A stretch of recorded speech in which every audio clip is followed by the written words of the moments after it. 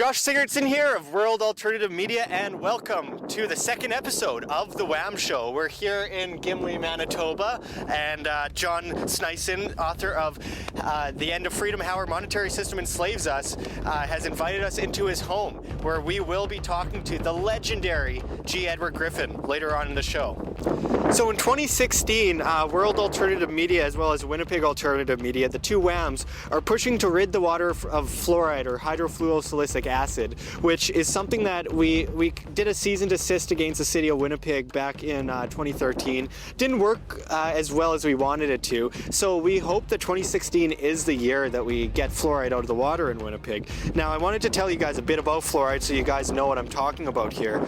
Now, the difference between industrial and medical grade fluoride is that industrial grade is what is in the water. We are putting what is technically the byproduct of aluminum and phosphate mining. It's a toxic waste, and basically we're getting force medicated with this stuff. There are so many studies out there going back decades and decades and decades to prove that hydrofluorosilicic acid is not healthy. It is not good for us, and it's not good for children. We have Harvard claiming that fluoride can cause neurotoxicity in adults and damage cognitive development in children. And of course, we spoke earlier in 2015 in Kelowna, BC, to Peter Chataway, who helped rid Kelowna's water of fluoride several years ago. He was a very interesting person to talk to because he was able to actually get it done, and it's something that's being done all over the country, all over the United States. They're getting it out of the water. So why can't we get it out of the water here in Winnipeg? And of course, we have people like Dr. Dean Burke, who said after 34 years at the National Cancer Institute that in point of fact, fluoride causes more human cancer death and causes it faster than any other chemical. Now, of course, when we're talking about aluminum and phosphate mining, we're talking about something that causes Alzheimer's. We're talking about something that actually destroys your teeth. And if it destroys your teeth and weakens them, imagine what it's doing to your bone structure. This is a very, very important issue that we have to continue to be vigilant about. Now, another thing I wanted to talk about is CFS continues to take children at alarming rates in Manitoba. 11,000 children are in care, and 90% of them are Aboriginal, compared to the national percentage of 30 to 40% First Nations. Only 11.1% of Manitobans are First Nations. In Canada, we have the Indian Act, which has been around for close to 140 years, and it basically says that First Nations people are less than human. It's disgusting legislation and a true sign of real racism in government in Canada. And it also says that First Nations people cannot be sovereign and they must be governed by the Queen. Money is made off of every child's apprehension in Child and Family Services. Every child, they make money. Honorable Justice Murray St. Clair, Manitoba's first Aboriginal lawyer, told us that there is financial incentive for CFS to take children away. Grand Chief Derek Nepenak essentially told us the same thing. We asked Premier Greg Selinger, Minister of Child and Family Services Carrie Irvin Ross, and Justice Minister Gordon McIntosh about this, and they just gave us the runaround and avoided answering the questions or even trying to justify the unjust. CFS whistleblowers like Wendy Bocott and countless former social workers have been battling CFS for years. Wendy was sent to prison for her peaceful activism and ended up with a gag order and unable to protest at the Manitoba Legislative Building. Yeah, freedom of speech, give me a break. Children end up in gangs, murdered, missing, abused, on drugs at alarming rates within and after being in the CFS system. Now, the CFS issue appears to relate to the very controversial Franklin cover-up, which we will talk about at greater length in a future episode. But I do say that you should Google this, the Franklin cover-up. It's very important because it tells a lot of the story of what is really behind this kind of CFS system. It's money, profit, and if I got into the vast story at hand here, it would take me all day. So I really suggested you guys Google the Franklin cover-up. Now, make sure to Google it after the show, because coming up after this is the legendary G. Edward Griffin, and we're also joined by author John Thneisen. So stay tuned.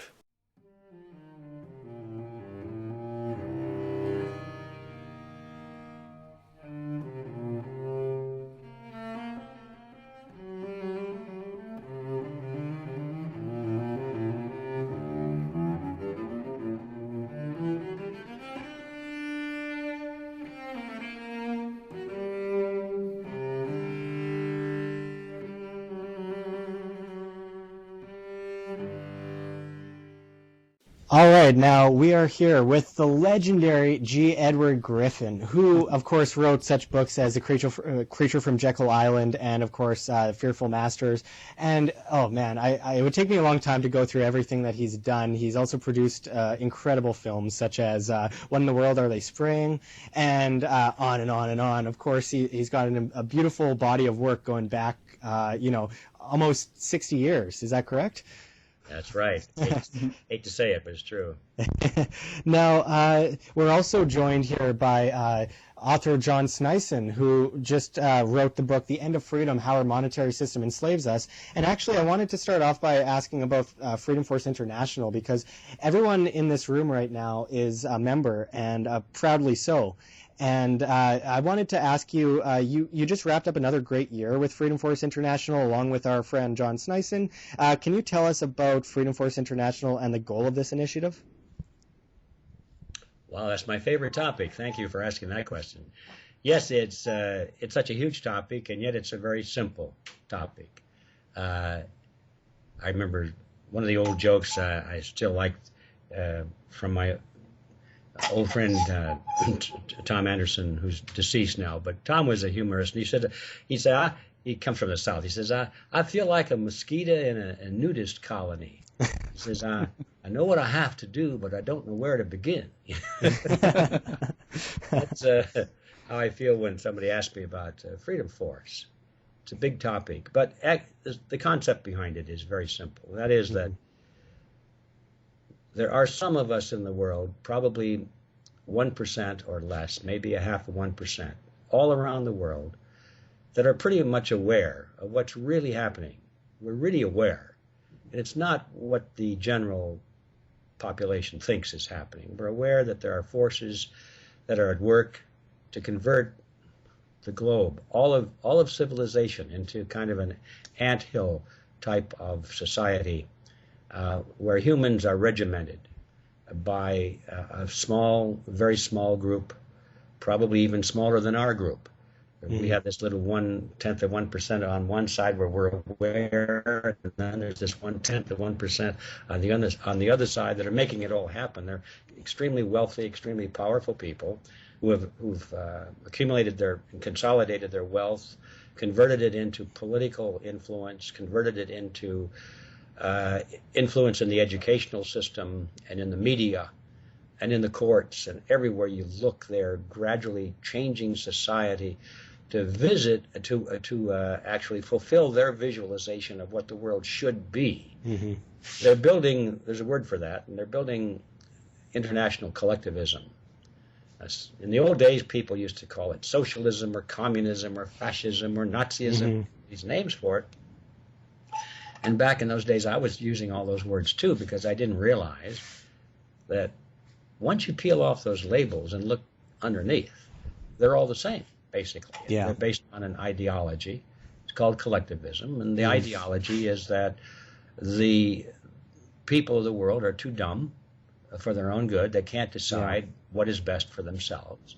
And that there is an enlightened elite, very well-intentioned. They like to think of themselves as being well-intentioned people who want to prevent wars, want to prevent poverty, want to prevent human suffering. But in order to bring all that about, they have to create wars and human suffering and just the most awful conditions of life you could imagine. But it's all for the good of the greater number in the long run, they think. Yeah. Lenin had a phrase for that. He said that you cannot make an omelet unless you crack some eggs. Yeah. And that's kind of the summary of how they look at it. Yeah. And so we're aware of that, and we want to change it. We think that more people need to know about it. It doesn't have to be everybody. Most people will never grasp it, or you can show it right smack in their face, and they'll say, I don't believe it. I would have known about that if it were true. This is too big. Anyway, I'm meandering a little bit, but the bottom line is that there are some of us who are aware of this, and we are resolved to push back. Yeah. We would like to move forward. Some people say you want to go back in time, and it's true to a certain extent. We would like to go back in time, but that means we would move forward in terms of freedom and enlightenment and everything that's good, everything we value in life, we would move forward, because I think we've been moving backward in that category for quite a while. Voluntary action, per se. Yes, we want to take all these shackles off of the human mind and the human spirit and even our own bodies. I mean, we're restricted physically in what we can do. We can't even select our own health care nowadays. They're going to stick a vaccine into us whether we like it or not. So we're even defending our physical freedom as well as our mental and spiritual freedom. So it's a big battle, but it's a simple concept. And we believe, we're just silly enough to think that it can be done.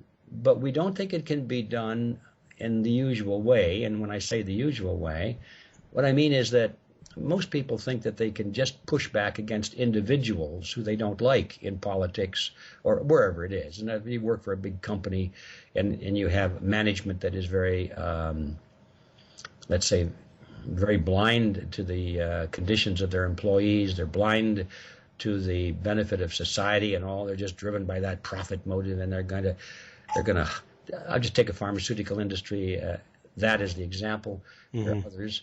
They'll develop new drugs and they'll push it on people, knowing full well from their own research that it doesn't work. Yeah. They know it doesn't work. Yeah. But they can rig the experiment so that it looks like it works.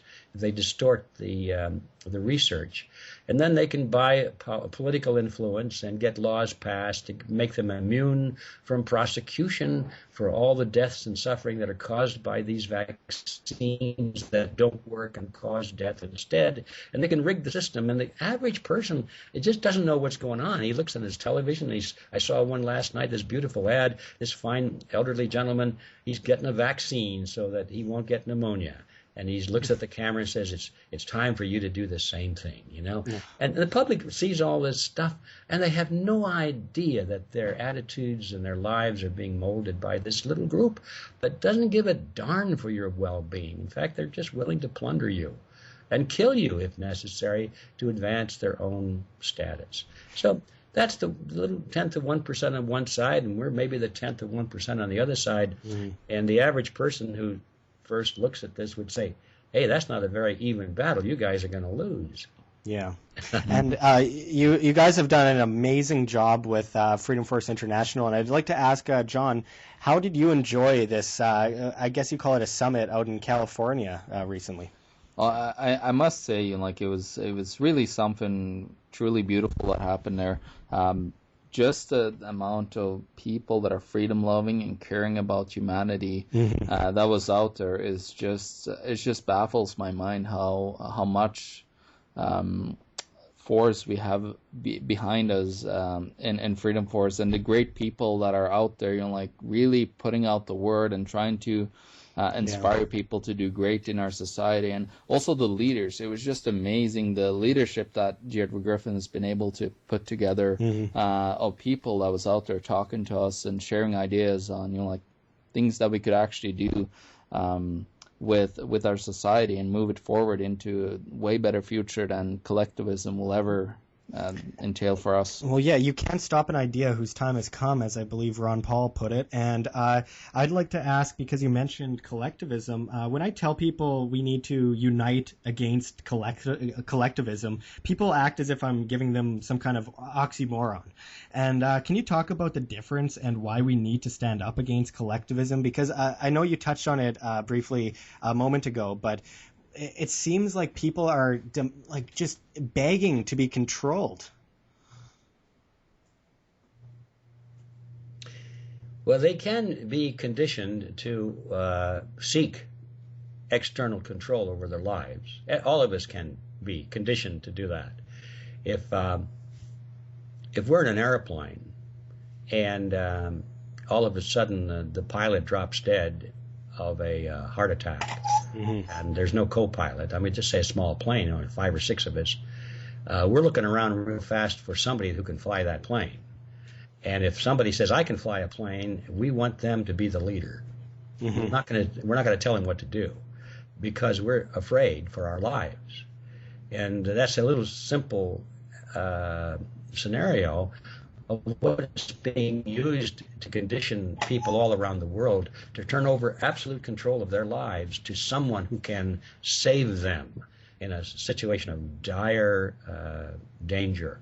Mm-hmm. That's the reason we have these wars on terrorism, wars against drugs, wars against crime, wars against all these awful things that are happening to us, wars against diseases, war on cancer, all of these things.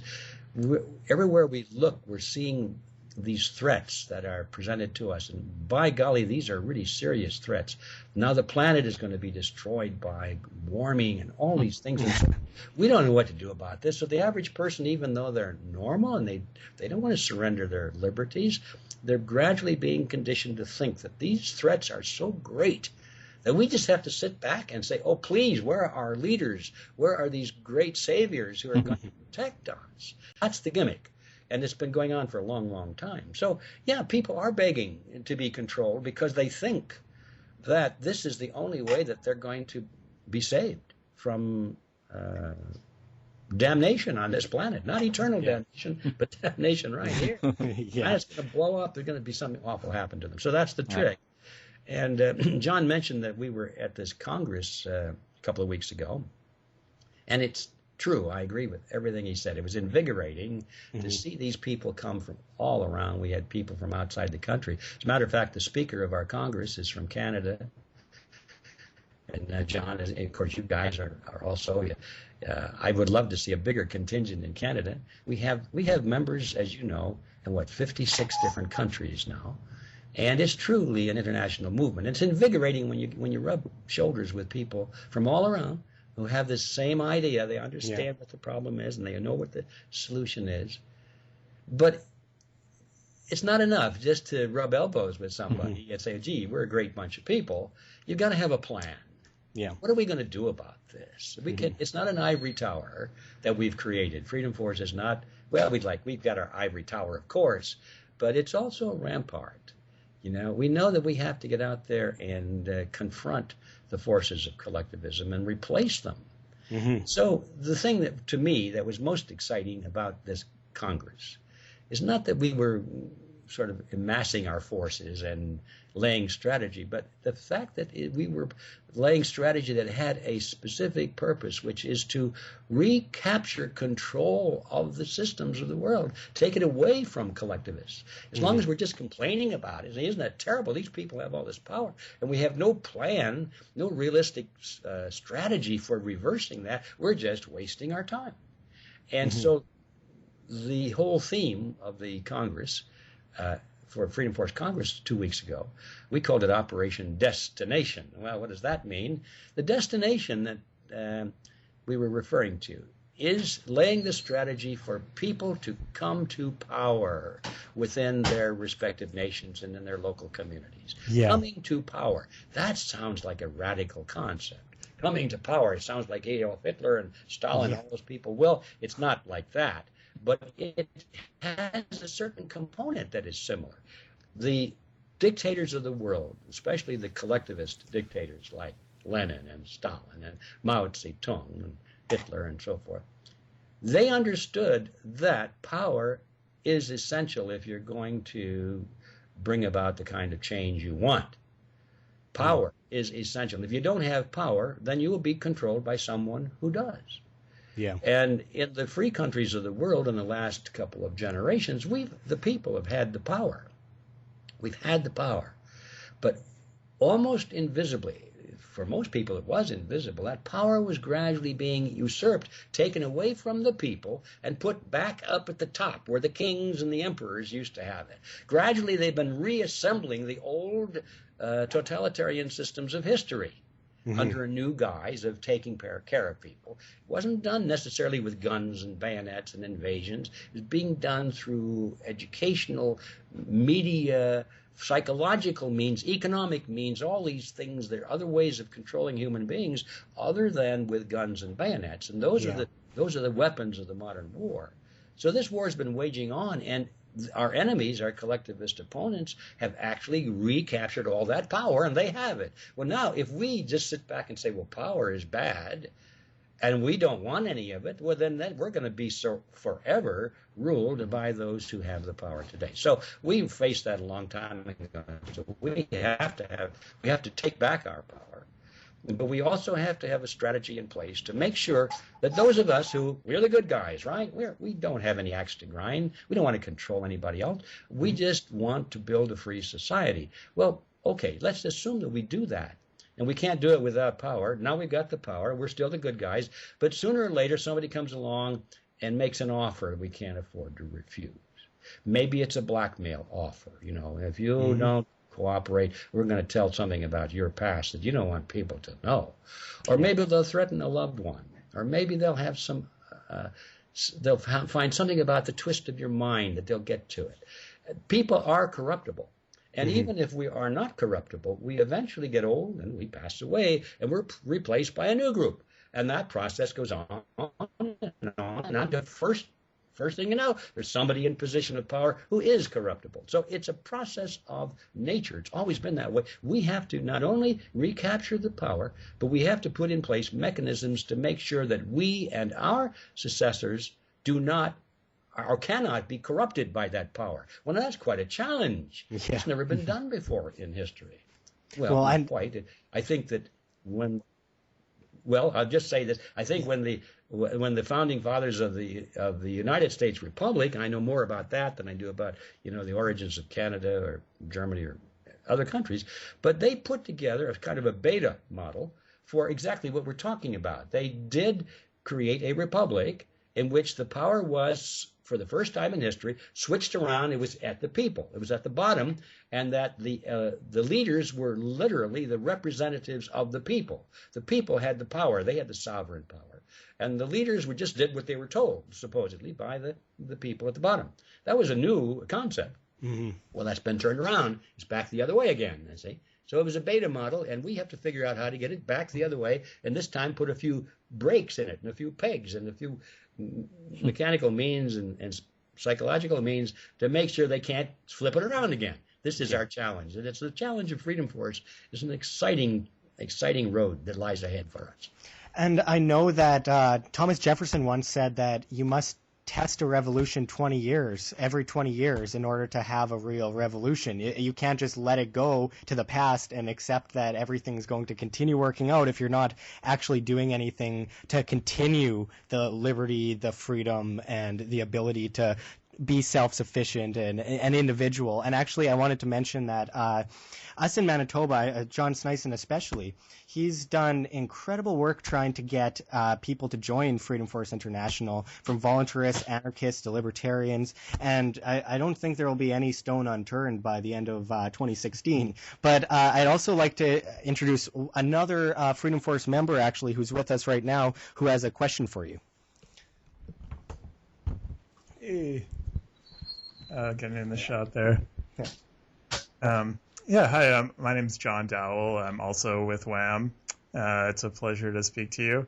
So the question I had kind of ties in with some of the things you were just touching on just a moment ago. And so an issue that comes up a lot, obviously, in discussions of voluntarism is how the ideals of voluntarism intersect with issues of military defense. And these issues, obviously, are in everyone's mind these days. Obviously, there's been a lot of fear-mongering over terrorism to the point where it's like, oh, there's a terrorist under every bed, we need armored vehicles for every small-town police force. And it's very important to remember that the bulk of these terrorist threats in recent times have come from groups like ISIS and Al-Qaeda, which have been openly armed, funded, and trained by the State Department and the CIA, along with other groups. And obviously, the fear surrounding terrorism has been used to roll out things like the Patriot Act, the Department of Homeland Security, massive surveillance state expansion. And here in Canada, we just had Bill C-51, which some saw as sort of Canada's version of the Patriot Act, which took away a lot of our civil liberties here. So many voluntarists rightly point out that there's a lot of fear-mongering over things like terrorism and that the state creates a lot of problems themselves, and that bad foreign policy creates a lot of problems, which it obviously does. And but at the same time, the world is a dangerous place, obviously, and I'm wondering how you think voluntarism can intersect with questions of defense, like in terms of what you think a voluntarist model of national defense or military defense would actually look like. Boy, that is a big topic, John, but you're right on target. Those are the very issues that we need to pay attention to, even though it seems like we'll never have an opportunity to worry about them because we're so far away from that. But still, it's a fundamental principle that needs to be resolved. And I don't pretend that I have all of the answers to that one, but I do feel that the basic principles are well in place. And the basic principle is this, that, first of all, let me back off and say, depending on the definition of the word voluntarism, I am prepared to be 100% in favor of it. My definition of voluntarism is a system in which there is the minimum amount of coercion in society. Now, what is the minimum amount? You cannot say no amount, because once you say no amount, then that means you can't even defend yourself. So the question always resolves quickly to what is that minimum amount of coercion, and you flip it on the other side, what is the optimum amount of state authority to use power to protect individuals. So when I said to protect individuals, that's the dead giveaway to where I draw the line. In my mind, that's where you draw the line. We all have the innate right to use coercion against our fellow human beings, even lethal force against other human beings, if it is in the defense of our lives, our liberty, and our property. I agree. Yeah, very few people would disagree with that. Some might say, well, I would rather die than defend my property or something like that. But most people don't feel that way, and it's a reasonable position, I think. So if that's what we all have a right to do, we can use lethal force to defend our lives, liberty, and property, then it follows that we have the option, if we wish, to delegate that right to somebody who is trained and in a position to do a better job of it than we are. In other words, we hire a security force or a guard or an army or a police force, if we wish, and delegate that power to them to do this job for us so that we can get on with our lives and do other things other than guard our houses and our families 24 hours a day. And that, okay, I don't think many people would have a problem with that, but since we only have the authority to use lethal force defensively, then that's the only authority that we can delegate to these police forces or armies. It has to be done defensively. And all right, in theory that works out fine, but now in practice, how do you enforce that? If you say that the police or the army are authorized to use lethal force against even yourself because you're part of the citizenry, in order to protect everybody's lives, liberty, and property, and you authorize them to train and have a military force and have leadership and funding and weapons and ammunition and all that, and then you yourself go to sleep and forget that you also have the responsibility yourself to monitor these people. Well, it wouldn't take more than a generation or two before all of a sudden this duly authorized military or police force has had a little mission creep. And it starts to do things that you couldn't do yourself, but they figure they've got the guns, they've got the authority, they've got your permission, you set them up in office, and all of a sudden they begin to feel that they are more important than you. And they know more about protecting the peace than you. And this is how societies gradually drift into a deviation of how they started out, because the electorate or the sovereign individual gets lazy and loses sight of the fact that it's still his responsibility, even though he has a delegated employee or a whole bunch of them. And as soon as I believe, therefore, that the only way, the best way, the most optimum way, is to make sure that all citizens in a society are constantly reminded by their original compact When they come together and they agree, this is the system we're going to support. In other words, when they draft that Constitution, and then they all are asked to sign on to the Constitution, say, yes, we support this. That Constitution should provide a principle which requires all able-bodied citizens, regardless of gender, regardless of age, regardless of social class, all citizens to be armed and to be made responsible for the oversight of their own military and police forces in a very direct way. In other words, not just to go vote for a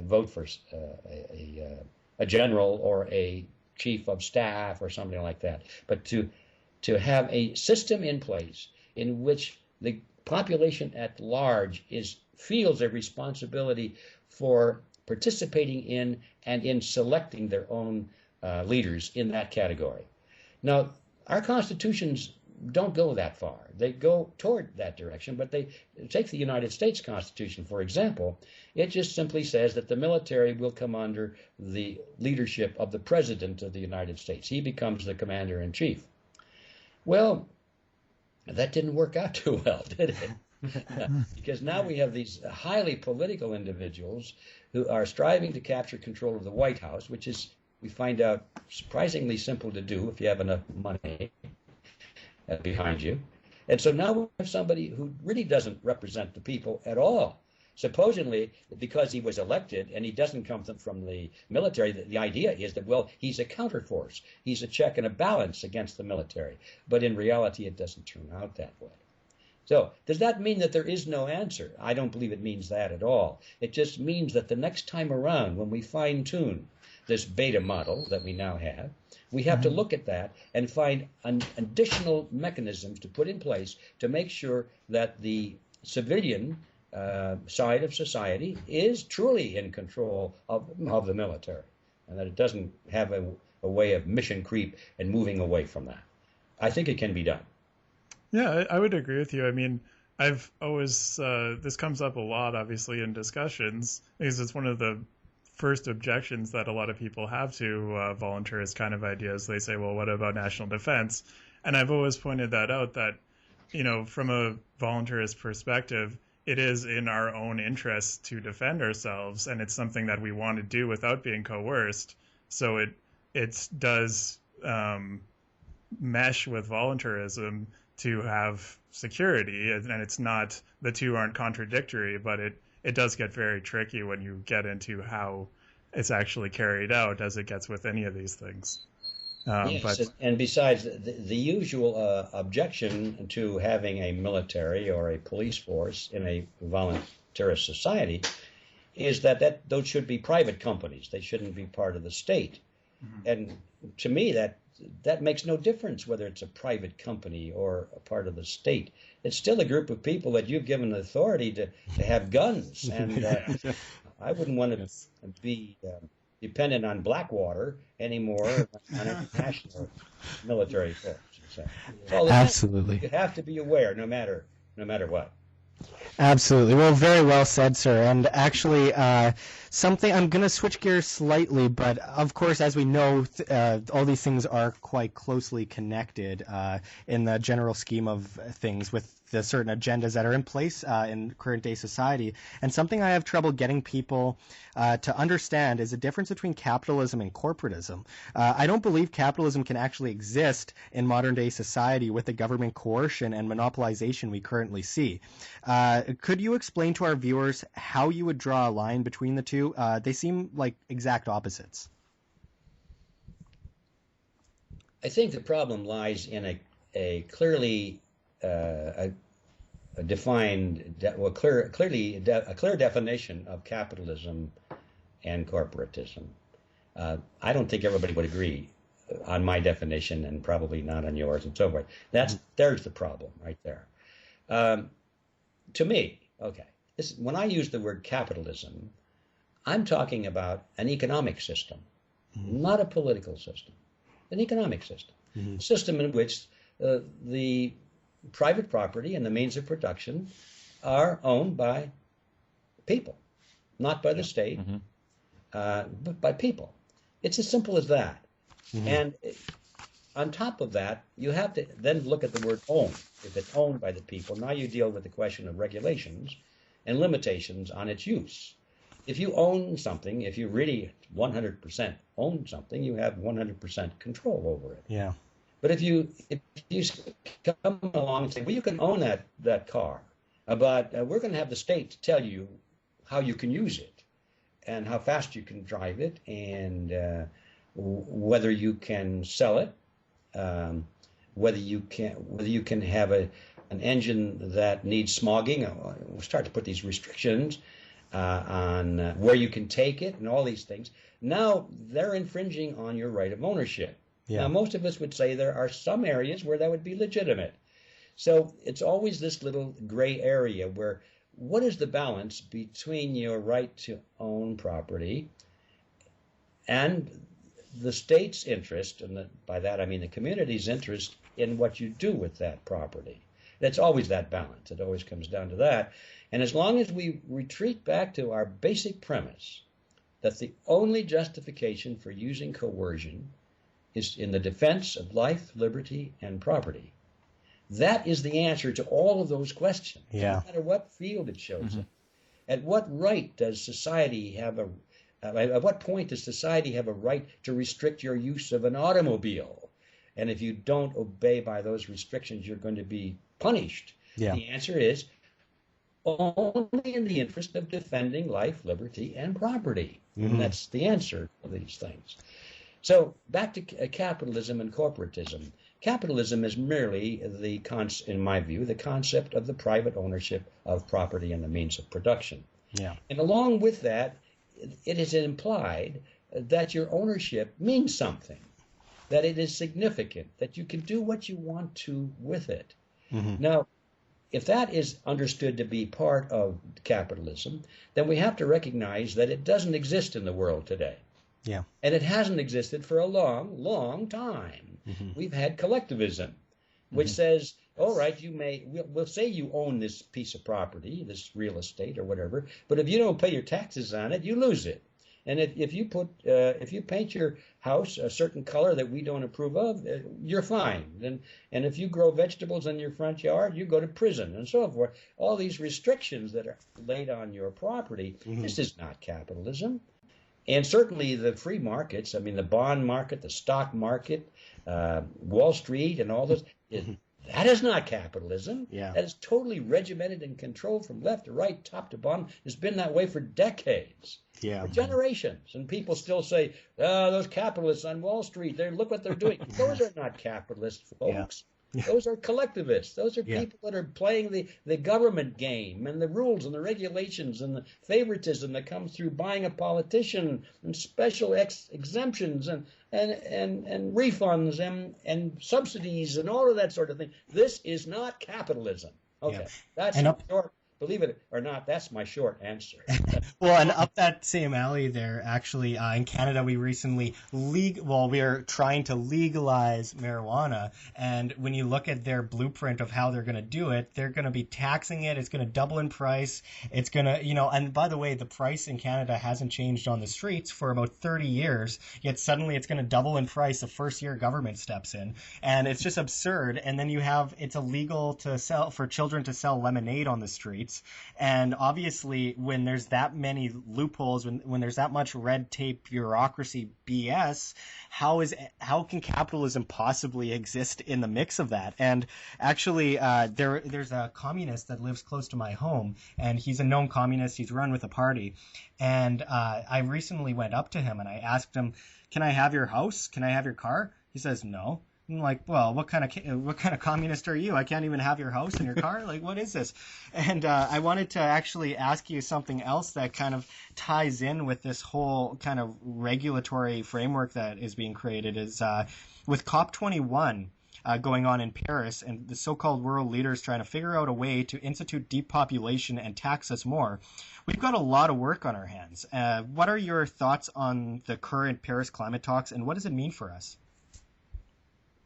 Oh, boy, can't you guys come up with a tiny topic of some kind? Well, that's another huge one, COP21 environmentalist agenda, saving the world from global warming and climate change, all of this. Another one of those scare tactics, isn't it? We've got to surrender all of our liberties. We've got to accept even more government encroachment into our commercial and personal lives. Because why? Well, we got to save the planet. Nothing bigger than that, is there? And it's all nonsense. When you look at the science behind it, is not science at all. It's all politics. It's junk science, and it's so obvious. Fortunately, I think there's a great awakening to all of that side of it now, but people still are stuck by the fact that even though there's a wide understanding at the grassroots level that all this stuff is nonsense, the newscasters are playing it straight. They say, yeah, we got global warming, and you read your newspaper, all the articles, yeah, global warming, you open up the National Geographic. I mean, the media pretends like there's no awareness happening at all that this is junk. They just keep playing the same old theme, and of course it's hard to overcome that because most people think, well, I guess if the media accepts it and the universities are teaching it and everybody in politics is talking about it, it must be so, even though I don't think so. Anyway, that's a little side issue. What does it mean to us? It means that this false paradigm of global warming is perhaps the most important single weapon now in the hands of the global collectivists. They're using it like a weapon of mass destruction against the world. And the latest round of conferences in Paris is just the latest step trying to build this super structure at the international level through the United Nations to regulate all personal and commercial activities in every country of the world in the name of saving the planet, environmental sustainability, and all these phrases that they come up with. And it's happening, even though I'm going to guess at least half of the population of the world now is aware at some high level of their own mind that this is nonsense. Even though it's still happening because those with the power, we're back to that word again, those with the power are continuing to make the wheels turn, and they're pretending like all of this reality doesn't exist. They're just pretending like there's a global warming threat, and they're just going ahead with it. So now, having said that, the question is, are they going to go all the way? Well, I don't know. I see the forces of collectivism building so rapidly over here. But I also see our own forces of awareness and individualism and pushback building down here. And the two are coming. I mean, they're both growing. Now, let's face it, the opposition is ahead of us. But I see it as catching up. And the question is, are we going to catch up and overthrow this thing before they reach the point of no return? I don't really know. It's going to be a cliffhanger. Yeah. These are one of the most exciting times of the world in which to live. This is big that's happening in our lifetime right now. And when I think of the consequences of this contest, it just motivates me to get back to work and work harder and longer and smarter. Which you certainly are, and I mean, it's funny though.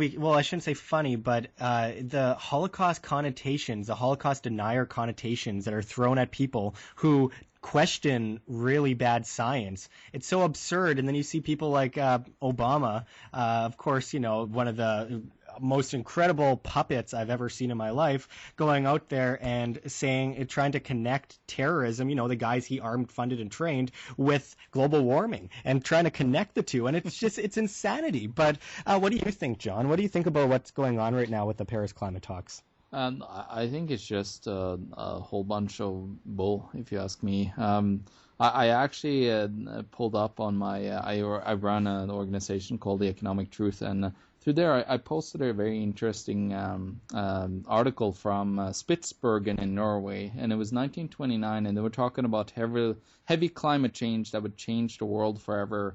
And this was actually back in 1929, and it was like they had a hot spell, I guess, up in the Arctic. And it was melting some ice up there. And this talks have been around forever. Actually, when it comes to the Agenda 21 and all this stuff, when it comes to the UN, Norway is one of the people at the head of this, because our former head of state, Gro Harlem Brundtland, actually wrote the draft to the Agenda 21, and she was also the head of the World Health Organization as well.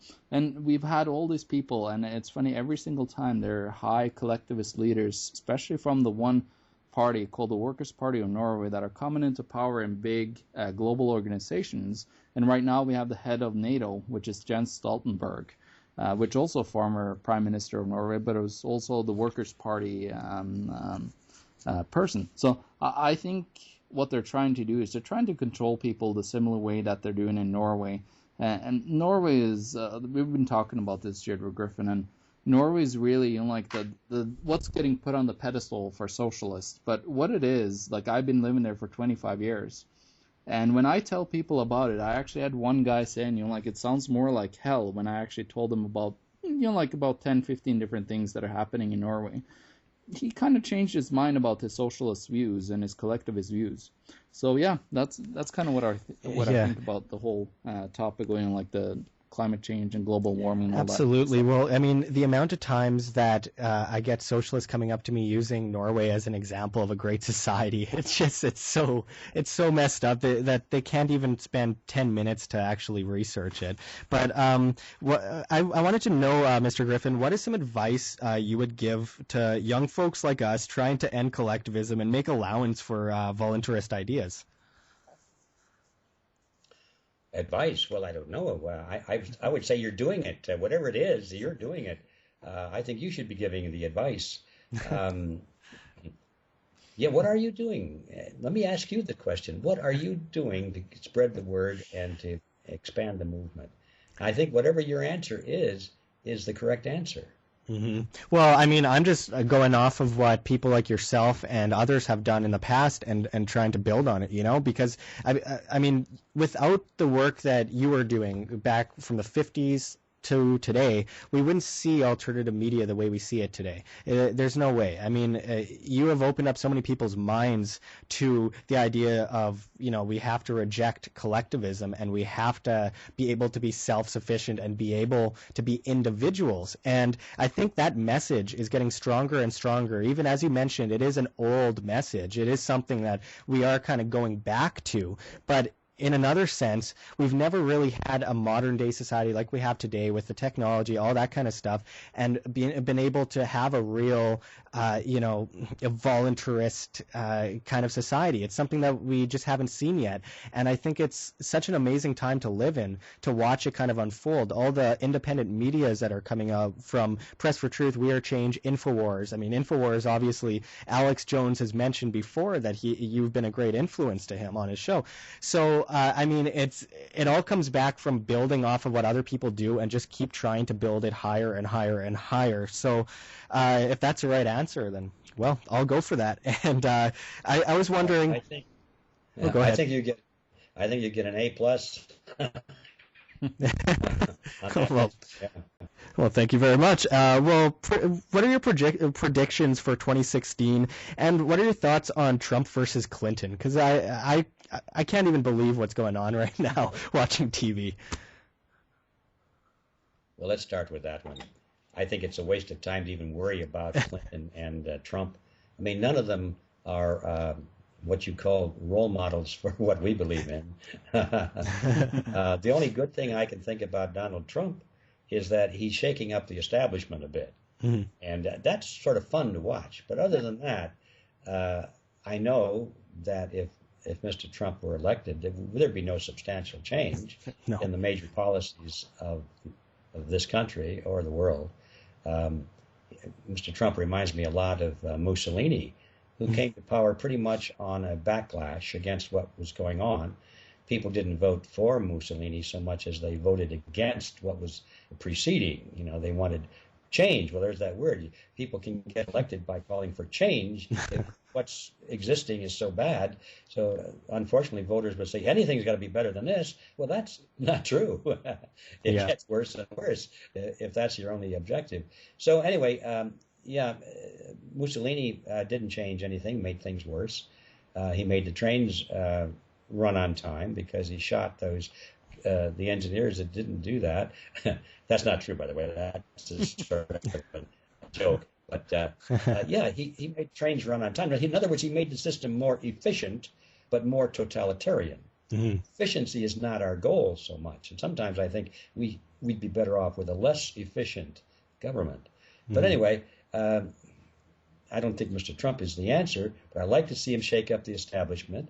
I think people see the fact that you can say outrageous things, you can say politically incorrect things, and it's popular. So that should be encouraging for the rest of us that are saying politically unpopular things. Maybe we don't have to worry so much about that. Yeah. And Hillary, of course, is just another example of the establishment. She's just more of the same. Yeah, you know, Hillary, it's unbelievable that she can be popular and seen as someone who stands for women's rights when her husband and her have committed rapes and atrocities and murders over the years. And I can't say on the record that she indeed committed murders because it hasn't been proven in a court of law, but I'm pretty sure the history speaks for itself. Yeah. And the Clinton Foundation is a great example where she takes in money from the country that are most totalitarian and worst to their people, and especially the women, Saudi Arabia. And then she's supposed to be this woman figure, like coming up. It's all hypocrisy, isn't it? And I think that's one of the reasons that Donald Trump is getting such a play, is because the voters know that it's hypocrisy. And at least Trump is not a hypocrite. He says he believes, like it or not, and it's refreshing. And that's, I say, that is the good thing. Maybe that'll rub off now and give some candidates with a deeper message, a little courage to say the way it really is, like you are doing. Yeah, absolutely, and I hope so. And of course, we see these guys kind of pretty quickly turn into puppets, whether they're puppets before they get in and they're groomed, or whether they get in like Reagan, who I don't believe was a puppet beforehand, but once he got in, he certainly did become one. And I mean, we watch this kind of battle go on every 4 years, and it just gives you a headache after a while, because you know that no matter who gets in, it's still going to be the same collectivist nonsense over and over again. Now, I was just wondering, what are your thoughts on 2016? What do you predict? What do you see happening this year in economics, politics, etc.? I'm very bad at predictions with dates on them. I'm pretty good at predictions if we just say open end. I know what's coming, and I just don't know when. Kind of reminds me of the old farmers up in Minnesota, and I was up there when I was a young fellow on a tour, a speaking tour, and I had much to learn. And the issue came up about when is the big crash going to come? When is everything going to fall on its ear? And this old farmer stood up and he said, up here, we know we get really bad blizzards and things freeze up really bad, and we have to prepare for them. They don't come about maybe every 12 or 14 years. He says, I don't know when the next one is coming, but it's coming. Absolutely. We're prepared for it. And that's kind of the way I have justified my inability to put dates on predictions. I don't know when the thing will fall apart, but I know it will. Could be 2016. I have a bad record because I always think that the bad things are coming sooner than they do. Yeah, we all do. I'm like Chicken Little, the sky is falling. Well, Chicken Little was right. It did fall, but not when he said it would. yeah, absolutely. Well, I found your piece on communism. Your piece. I'm sorry. Go ahead. Oh, I just felt your piece on communism back in the 60s. You did a short film about the dangers of communism, and I felt that was very predictive of things to come, later on. And, it did, whether you were trying to predict it dead on the dot, the fact is it did elapse exactly like you mentioned back in the 1960s. Yeah, it's easy to predict the future. It's just not easy to put a date on it. Yeah. Because sometimes these timelines, they expand and they contract depending on circumstances. And I have to give credit to the masterminds on the other side. They're very flexible. They're very wise, very experienced, and they can take advantage of even a setback for them and convert it into an advantage, you know? Mm-hmm. They're very flexible. So anyway, I think, though, that we can safely say that the tide of collectivism will continue to rise. Okay, a generalized statement. Because all the forces are in that direction. It's like if I may use another analogy, it's like a big freight train coming down the track. Huge, massive freight train, and it's roaring down, and it's heading toward totalitarianism. It's collectivism, getting bigger and bigger and bigger, and it's coming down the track. You can't stop that in a dime. I mean, you can put the brakes on and pull the brakes all the way, and that train is still going to come forward for quite a distance. It's going to take time to slow this locomotive and this train down, and it's going to take time to reverse its direction and get it back in the other, heading in the other direction. All of that, I think, for the timing for a complete reversal of direction is probably about a generation, whatever that means, 20 years, something like that, which is a very short period of history, really. I think we're in that 20-year span where we're seeing the forces that are building right now that are putting the brakes on this thing. Now, the train is still moving, okay? Yeah. It's still moving, but the sparks are flying on the tracks. And that there's a lot of resistance, and I think it's going to slow down. But then next year, it's still going to move in the same direction, but maybe not so fast. Will there be some kind of a cataclysmic event thrown into the mix to change all that? If I were in charge of the opposition, and I saw my grip on these things beginning to loosen, I would probably pull the cork on some kind of a major catastrophic event, because the people will panic. Yeah. They'll say, "Oh, protect us." I mean, I might even blow up Cincinnati or something like that. Say, "Look, there's an atomic attack. We lost Cincinnati." Or some other city. You folks in Cincinnati don't get too panicked. It's just a figure of speech, you know. But imagine if there were some kind of a major catastrophe like that, or another terrorist attack, this time in the U.S., the machine gunning of people in New York or Los Angeles. Yeah. You know, most Americans would go into panic mode again, and they'd say, "Whatever you say is," you know. So if I were running the opposition, I would definitely put that up to the top of the list. So what I'm trying to say is we cannot rule that off. And we want to think positively. We want to pump some sunshine out there and all of that. But these are definite possibilities, and it just means that we have to be very clear in our understanding and our resolve of these forces, and not be stampeded by anything that comes in our path. Well, and I thank you very much for the incredible work you've done. I know you're going to continue doing incredible work, because that just seems like the kind of guy that you are, and I thank you so much for that. It's an honor to talk to you, as always. And we're going to join John Doull and John Sneisen at the round table right after this. Thank you. Thank you, and goodbye.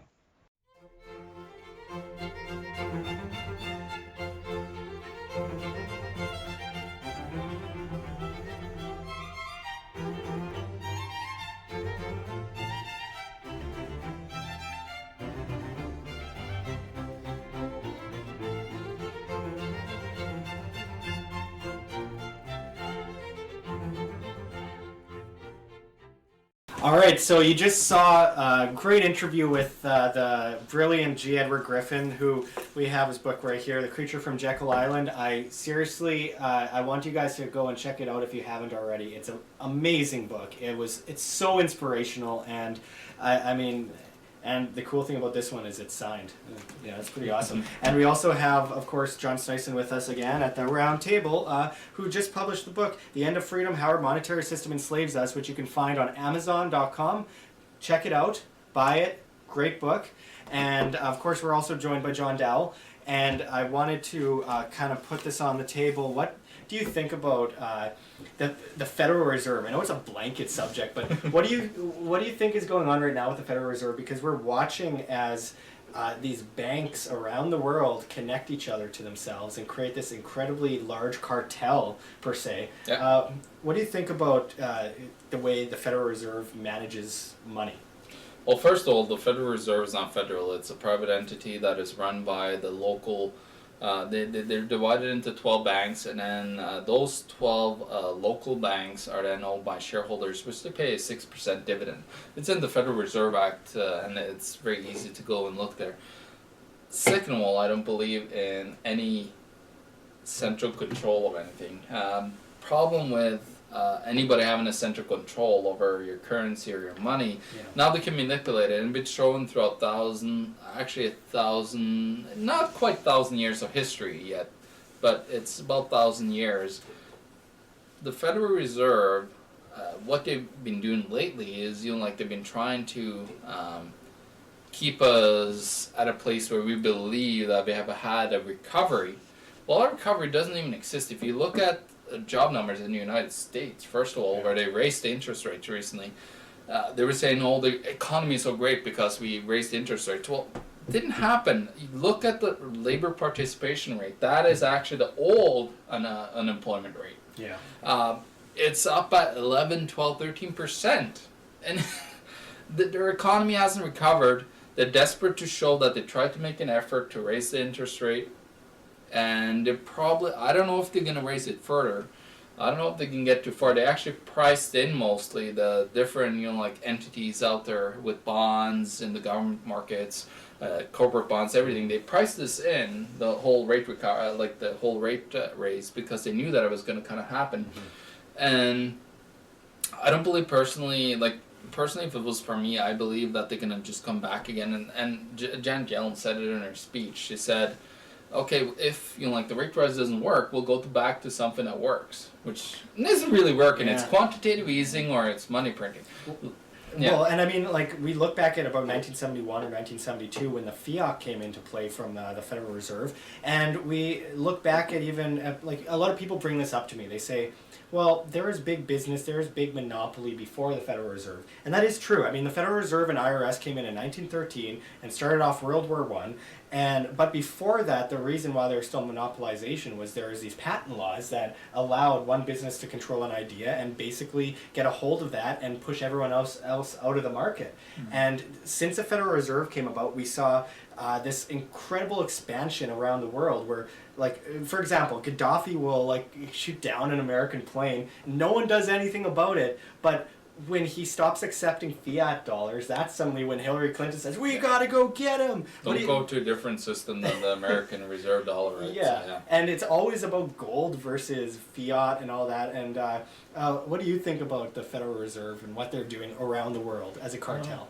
I think what they're doing right now is dangerous. I mean, you were talking about the quantitative easings, and in the simplest terms, it seems like what they're doing right now is they've created another big bubble through just lots of money printing, and they're pouring money into certain big financial instruments to artificially inflate stock prices and make it seem like we're having an economic recovery, and it's just going to come crashing down again. And every time we see a big crisis or a big bust, the guys at the very top just consolidate their control, and it just hurts everybody else at the lower levels who's trying to run smaller businesses or smaller corporations. So that's probably something coming in the near future. I think pretty much everyone agrees there's going to be another big crash, and I think it's inevitable. Yeah. I think 2020 might be the last one, because looking at bonds and maturities and everything, and listening to experts. I'm not an expert, of course, by far, but listening to the really good experts on the topic. They say about 2018 to 2020, that's when it really, if it doesn't happen before then, it will happen by then. Yeah, and I know we're kind of running out of time because our brilliant interview with Edward Griffin went a little bit late, and I couldn't be happier about that. But I wanted to mention socialism. Right now we're seeing people like Bernie Sanders gaining ground, and people are saying he's going to battle Wall Street. But this is the same guy who destroyed the audit the Federal Reserve bill. I mean, people say, well, he was part of it with Ron Paul. True, but as Dr. Paul mentions, Bernie Sanders basically destroyed this audit because he made it so that only after the recession was the Federal Reserve audited, when the criminality, for the most part, comes from what caused the recession in the first place in the United States. What do you think of people like Bernie Sanders and this socialist mentality kind of grabbing a hold of people and saying, these are the guys that are going to fight Wall Street when they're basically... Well, aiding and abetting them. Well, coming from being a socialist myself back when I was I would say I stopped being a socialist around when I was 25, 26 years old, after living in a socialist hellhole called Norway. I don't really want to, I feel bad saying that my home birthplace is a hellhole, but it's the most beautiful place to live. But actually, with the government being involved there have been one of the most criminal, corrupt governments in world history other than totalitarian regimes. Mm-hmm. They've just been like under a layer, like not completely totalitarian, they're just hiding under the socialist agenda. I would say socialism is going to be a failed policy. It's great, like to start with a couple of programs, it looks great, then you move into more and more, like people just want more and more, and then you're going to end up with bread and circuses as you have in the Roman Empire at the end, where people are just sitting outside waiting for like themselves to get entertained by the government and get free money. Yeah. That's what we're going to end up with if we listen to this socialist agenda. I don't disagree with like that we need to have poor people have welfare and so on, but we can do it. Government should not be doing anything about that at all. And I mean, it's worth pointing out that voluntary socialism is charity, but when government comes in and becomes coercive, then we see things like inflation. We see things like the rate of poor people rising, or like this $15 minimum wage thing that's destroying jobs. Beauty of socialism. Yeah. What do you think about this $15 minimum wage situation? Well, I mean, I think most of the people that are proposing it are just ignorant of what it's like to run a small business. I have had a number of conversations recently with people about this, and I don't want to stereotype too much, but it really is this sort of like Marxist university kid thing where it's like, oh, $15 minimum wage now. And we had an argument about this recently with somebody who was saying, if you don't support $15 an hour minimum wage, you're standing, with the capitalists instead of the workers and blah, blah, blah. And it's like, I mean, realistically, if you raise the minimum wage to $15 an hour, and I want to point out now that I make minimum wage at my job, so I do. I make less. I do appreciate it when minimum wage goes up 50 cents because I get a raise, but at the same time you have to look at what minimum wage is, and it's a demand by the state that the employer has to pay a certain amount to the employee, or they're not even allowed to have that employee. So if you're running a small business where your margins are really small and you're struggling, and suddenly the state comes in and says, oh, the minimum wage isn't $11 anymore, it's going to be $15, a lot of people are going to lose their jobs, and it's going to hurt small businesses, whereas the larger businesses, they can either just absorb that cost easily, or they'll just lay off a lot of people, which is far more likely. And a lot of this went into effect as of January 1st, 2016, which the minimum wage hike. And we're looking at places like Seattle that a lot of people use as an example for how great this system is, where the job growth is getting decimated. Yeah. People, we've never seen in Seattle since the recession and before that the Great Depression, the amount of job loss since they've tried to institute this, and it's only within city limits, so these businesses are going outsourcing to other countries in order to make money, because if a business wants to make money, if the business wants to make capital, they'll do what they need to do in order to do so. And if that means that people are going to be pushed to the dust, well, we got to thank government monopolies for that, and the fact that the government has created this problem. And the government is always creating these problems. We have to look deeply into this situation every time it comes about. Now, we're running out of time. I can't really do my full rant that I would usually like to do at the end, but I'd like to say thank you guys for joining us on another great episode of the WAM Show. You can find us shortly. We've got some great guests coming up, and the future episodes of the WAM Show, it's all up from here. So we got John Sneisen here, The End of Freedom, How Our Monetary System Enslaves Us. Check it out on Amazon. I guarantee you won't regret it. The facts that he puts in this book are incredible. He uses charts, he uses examples from all over the world. Just incredible book. So please check it out on Amazon. It won't be hard to find. And it also has a foreword by our interview guest today, G. Edward Griffin. So check it out, and also check out The Creature from Jekyll Island. Check it out. And thank you very much for joining us, and we'll see you next week. This is Josh Sigurdson of World Alternative Media, signing out.